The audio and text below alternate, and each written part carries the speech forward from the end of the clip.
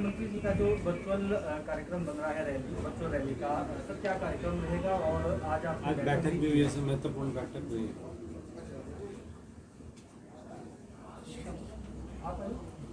अभी जो कोविड के लिए वैक्सीन का अभियान जो चल रहा है उसमें हिमाचल प्रदेश ने बहुत बेहतर काम किया है और पूरे हिमाचल प्रदेश को हमने जो एलिजिबल कैटेगरी हमारी थी वैक्सीन के लिए उसको सैचुरेशन पर लाया है, यानी कि उसको पूर्ण करने की स्थिति में हम पहुंचे हैं।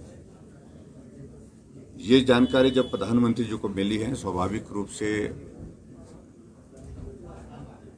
वो इस बात को सुनकर के प्रसन्न भी थे और उनने मुझे कहा कि मैं वर्चुअली कनेक्ट होकर के सभी हिमाचल वासियों को भी बधाई दूंगा और पर्टिकुलरली जो हेल्थ केयर वर्कर जो हमारे जिनने इतना अच्छा काम किया है, जिनने बहुत मेहनत की, परिश्रम किया और इस वैक्सीन के अभियान को तेज़ी से आगे बढ़ा करके हिमाचल प्रदेश में इस अभियान को जो फर्स्ट डोज का उसको कंप्लीट किया, पूरा करने की स्थिति में उसको पहुंचे, तो उसके लिए उन्होंने कहा कि उनको शुभकामनाएं भी दूंगा, उनको बधाई भी दूंगा। और इसलिए हमने लगभग टेंटेटिव से डेट अब 6 तारीख की उसमें लगभग आ रही है। अभी फाइनल उसमें होना प्रोग्राम अभी कंफर्म नहीं है, लेकिन 6 तारीख की डेट संभवतः उसमें वर्चुअली वो कनेक्ट होंगे जब हिमाचल प्रदेश के लोगों के साथ भी वो इंटरेक्ट करेंगे और जो हेल्थ केयर वर्कर्स जो हमारे जिन्होंने इस कोविड की वैक्सीन अभियान के लिए अपना योगदान दिया उसके लिए भी उनके साथ बात करेंगे।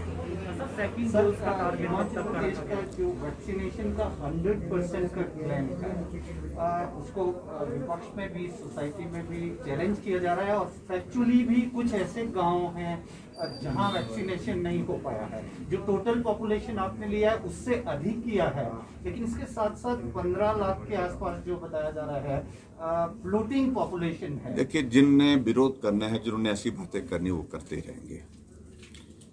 मैं एक बात बड़ा स्पष्ट करना चाह रहा हूं कि हिमाचल प्रदेश में वैक्सीन के अभियान को हमने बहुत सफलतापूर्वक जो है वो, हम ये नहीं कह रहे हैं कि भी पूरा कर दिए कि एक भी आदमी नहीं छूटा, लेकिन हमने कहा कि उसमें उस कैटेगरी की जो एलिजिबल कैटेगरी थी उस एलिजिबल कैटेगरी को उसको हमने पूर्ण कर दिया और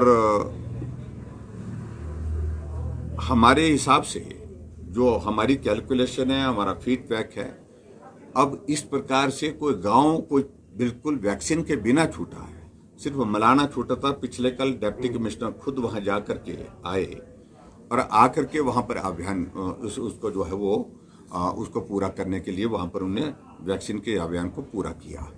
और उसी तरह से अब हमारे पास हिमाचल प्रदेश में जो एक हमारा बंगाल बचता है, बड़ा बंगाल, वहाँ नंबर ज़्यादा नहीं है, बहुत कम नंबर है वो, वहाँ वैक्सीन पहुँचाने के लिए थोड़ी कठिनाई आ रही है और वैक्सीन पहुँचाने के साथ साथ में वहाँ पर इसके लिए भी कठिनाई आ रही है जो संदेश देने के लिए, और वहाँ पर हेल्थ केयर वर्कर को भी पहुँचने में कठिनाई आ रही है। तो हम इस बात को प्लान कर रहे हैं कि अगर संभव हुआ, मौसम ने साथ दिया, तो हम हेलीकॉप्टर के माध्यम से वहाँ पर टीम भेजेंगे, जो वहाँ के लोगों को भी जो वहाँ पर हैं उनको भी वैक्सीन करके आएंगे। सर, जो इंडस्ट्रियल लेबरर्स हैं, माइग्रेंट लेबरर्स हैं, उनका क्या आंकड़ा है जिनको वैक्सीन? देखिए, इसको तो इसमें तो देखिए ये तो हर रोज फ्लक्चुएट करता है और मैं इस बात से सहमत हूँ कि बहुत सारा आंकड़ा, थोड़ा आंकड़ा इसका भी होगा।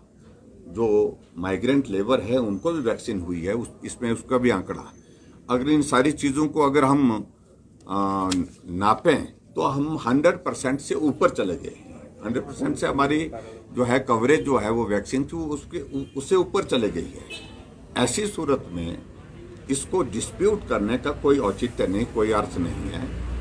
मैं सिर्फ इतना ही कहना चाहता हूं कि जो अच्छा काम हुआ है हिमाचल प्रदेश सरकार ने, हमने जो किया है उसको स्वीकार करना चाहिए और इस प्रकार से उसको राजनीतिक मकसद से उसके विरोध के लिए कोई बात कहने का कोई औचित्य नहीं है।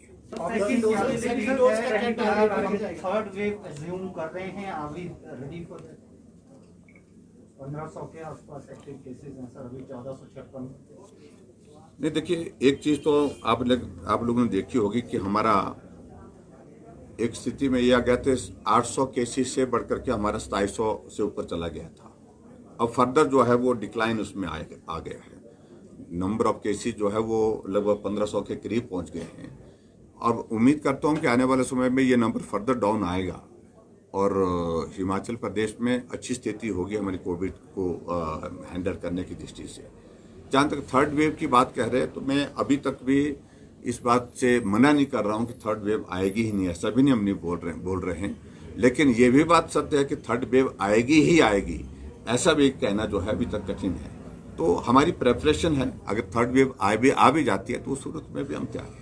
सेब बागवान एकत्र हुए हैं और 13 तारीख को जो है एक धरना प्रदर्शन भी कर रहे हैं और एमएसपी की मांग कर रहे हैं सेब पर निर्धारित। देखिए, एक बात को हमको मानना पड़ेगा, सेब के दाम कम हुए ये चिंता का विषय निश्चित रूप से है, इसमें दो राय नहीं है।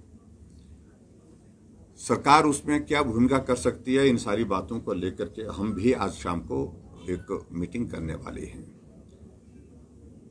और ये भी बात उन लोगों को भी समझना चाहिए कि कांग्रेस की गवर्नमेंट में भी सेब के दाम हमेशा जो है वो ऊंचे रहे हैं, ऐसी स्थिति वह तब भी नहीं रही है। दाम कम आए ये चिंता का विषय है, लेकिन रास्ता क्या निकल सकता है निकालने की कोशिश कर रहे हैं। मार्केट इंटरवेंशन स्कीम के तहत जैसा जम्मू कश्मीर खरीदता है, ऐसी डिमांड है कि मार्केट इंटरवेंशन स्कीम के साथ हिमाचल प्रदेश भी कैटेगरी बेस उसको खरीदे, A, B, C and D। इस देखिए, सारी चीजों को लेकर के इतना जल्दी हम कुछ कहने के लिए तैयार नहीं है। हम सारी बातों को असेस कर लेंगे। हमारी मंशा ये है कि किसानों का नुकसान नहीं होना चाहिए, उनकी मदद के लिए कोई रास्ते कुछ निकलते हैं, वो रास्ते क्या निकल सकते हैं, उन सारी चीजों के लेकर चर्चा करेंगे। सर, पैरालंपिक में निषाद ने जो है सिल्वर मेडल जीता है। मैंने उनको बधाई दी और मैं उनको बहुत बहुत बधाई देता हूँ। हिमाचल प्रदेश के लिए गर्व की बात है, उनने ऊंची कूद में जो है पैरालंपिक में हिमाचल का नाम रोशन किया, बहुत बधाई दी है, मैंने शुभकामनाएं दी है। 1 करोड़ रुपए की राशि की भी हमने उनके लिए देने की घोषणा की है इनाम के तहत।